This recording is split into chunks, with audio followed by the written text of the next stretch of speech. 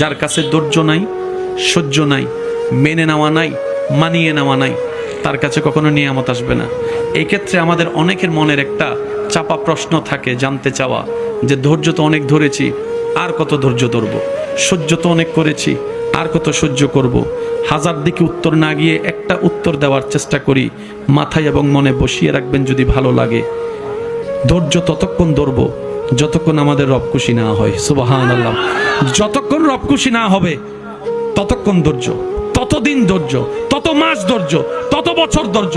কারণ আল্লাহ তাআলা জানেন কখন নিয়ামত দিলে আমাদের জন্য ভালো হবে, এটা আল্লাহই ভালো জানে। ওই হুকুম আসা পর্যন্ত অপেক্ষা করতে হবে, এটার নামই ধৈর্য। কোনো হা হুতাশ করা যাবে, আফসোস করা যাবে? আল্লাহ দিল আলহামদুলিল্লাহ, না দিল আলহামদুলিল্লাহ। সুখ আপনাকে খুঁজতে হবে না, দেখবেন সুখ আপনার ঘরে নিজে থেকেই চলে আসবে। বলেন সুবহান।